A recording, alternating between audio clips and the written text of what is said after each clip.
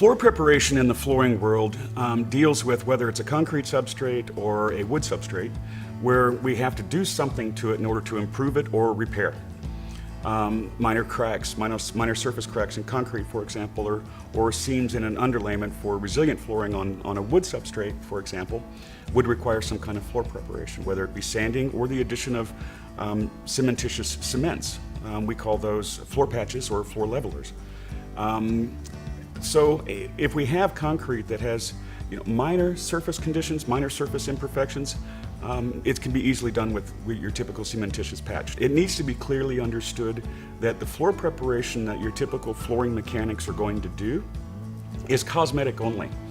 It shouldn't be considered a permanent structural repair. Permanent structural repairs for severe cracking or severe other issues with concrete, for example, really should be done by those that are trained and certified to do that kind of work. That's not the typical work that's going to be done by a typical flooring contractor. Planarity of concrete is really super important for all types of flooring, especially on the athletic side.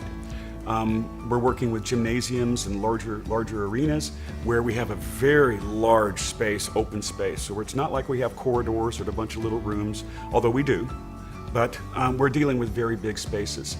So the planarity of concrete is really very important, even for wood flooring. For wood flooring, if the planarity of the concrete is too much, it can affect the performance of the system. With resilient flooring, because the resilient floors are going to tend to also hug or be in contact with the surface profile of the concrete. Planarity can affect the wear if it's severe. It can also affect gameplay, but it can also be very unsightly. Lighting also, in today's age, we have so many windows with the green movement with buildings to reduce energy. Obviously, it cuts down on energy costs because we don't have to have the lights, surface lights, electric lights that we have. But with all this daylight coming through, daylight can reveal all things. It can be your best friend or it can be really your worst enemy.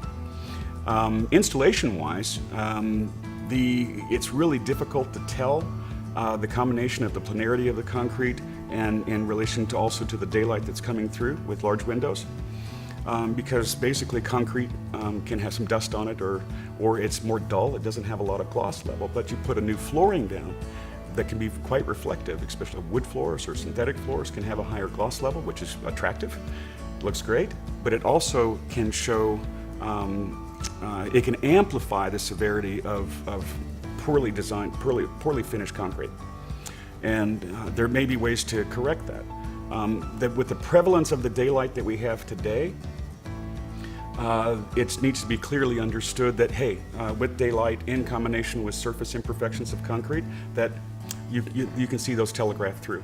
There are ways to correct that, however. There's grinding and self-leveling that you can apply to concrete to make it more smooth and help correct some of those issues.